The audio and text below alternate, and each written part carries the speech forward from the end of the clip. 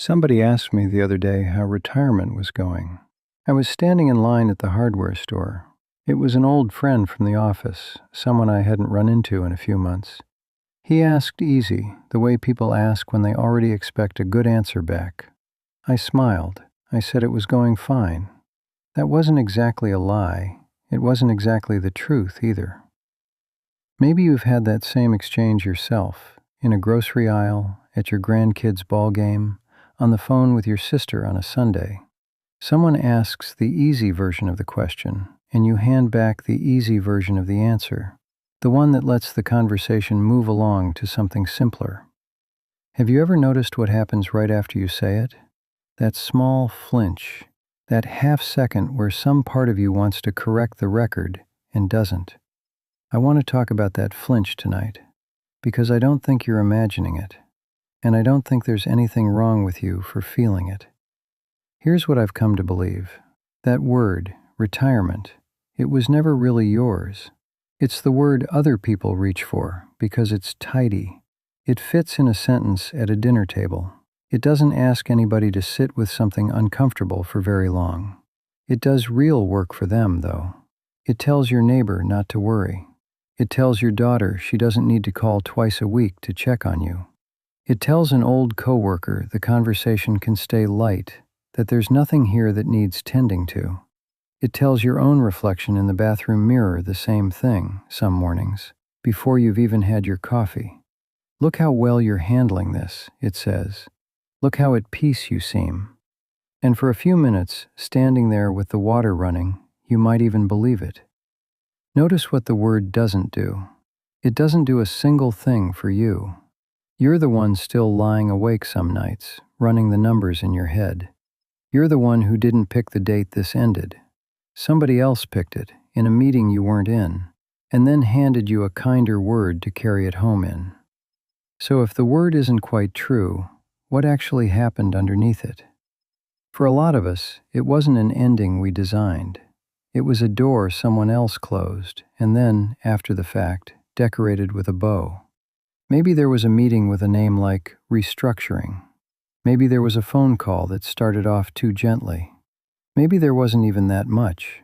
Just an email, a box under your desk, and someone standing nearby to walk you out. You probably remember that day differently than you remember most days. Maybe you remember the exact time.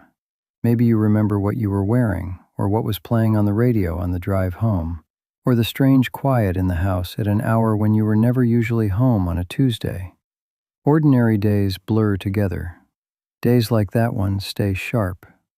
That sharpness is grief announcing itself, whether anyone gave it permission to or not.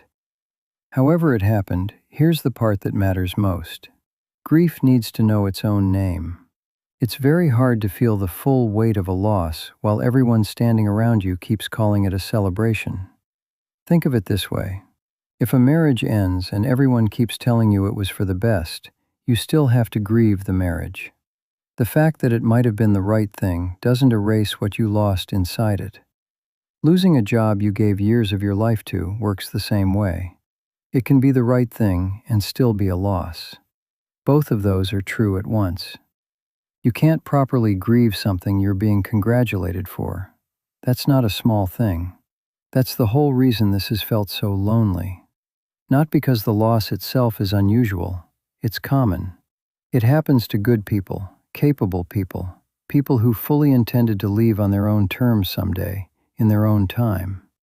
What makes it lonely is doing the grieving quietly, in a costume somebody else picked out for you. So why do we keep wearing it then?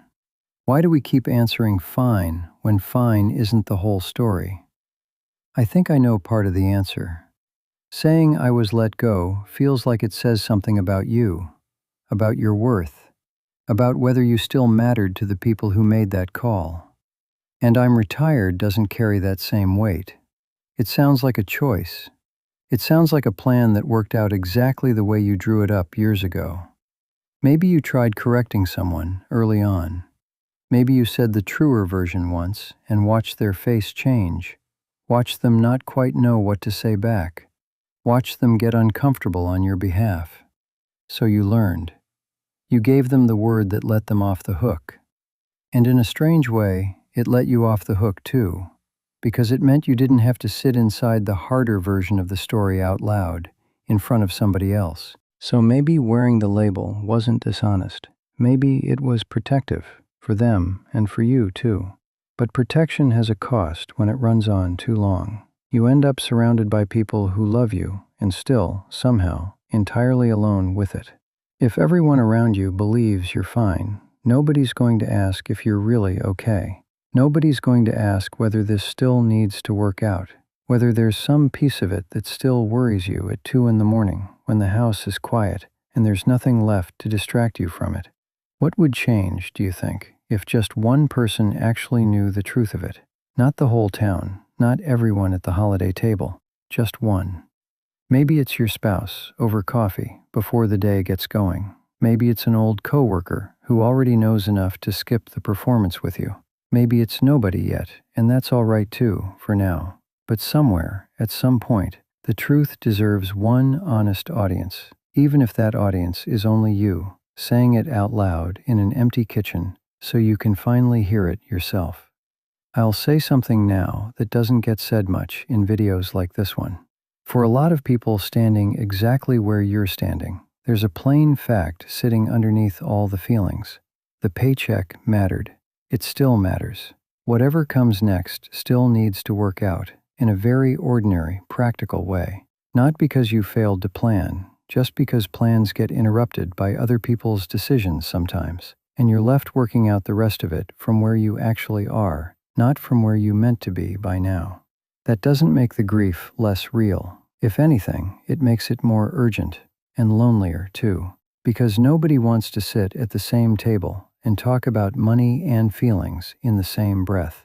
We're taught to pick one. Handle your emotions over here, quietly, in private. Handle your finances over there, sensibly, with a calculator and a straight face. And never let the two conversations touch, like they'd contaminate each other somehow.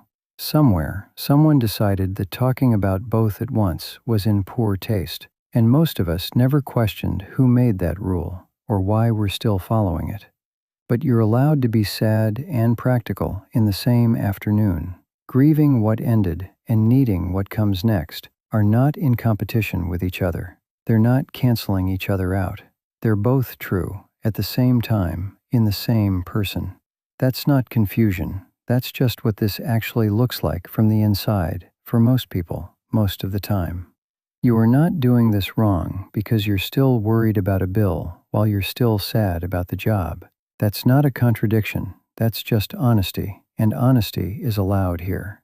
So if both of those things are true at once, what do you actually call this chapter you're living in? Maybe it isn't retirement. Maybe it isn't failure either. No matter what some part of you keeps whispering some mornings, usually the mornings when the house is at its quietest. Maybe it's just an honest, unfinished in-between, a chapter that doesn't have a tidy label yet and doesn't need one by Tuesday. It's allowed to be its own thing for as long as it needs to be.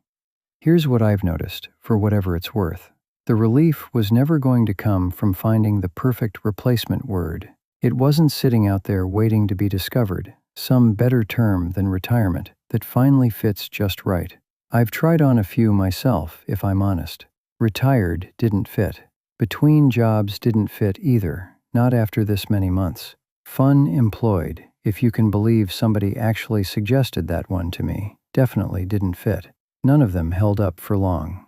The relief comes from something quieter than a better word. It comes from no longer needing a word to protect you from your own feelings in the first place. You don't need a 5-step plan to get through this, and you don't need to have it all figured out by any particular Tuesday. You just need to stop performing a certainty you don't actually feel, at least with yourself. That alone tends to loosen something in the chest that's been sitting tight for a while.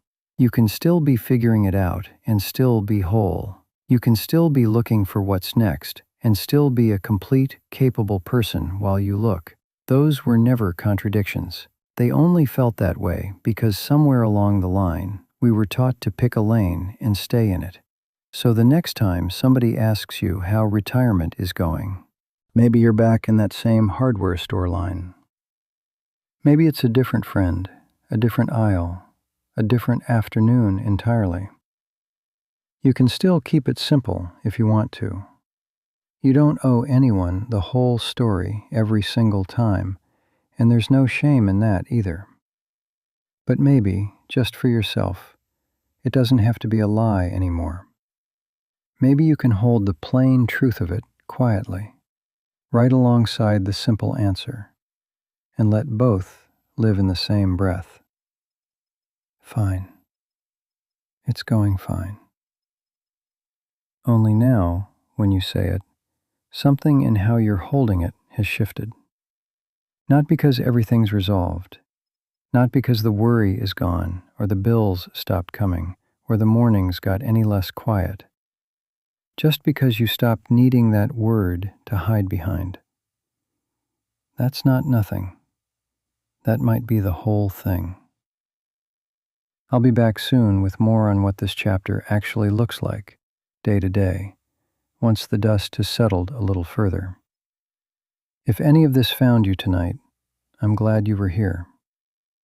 Take care of yourself out there.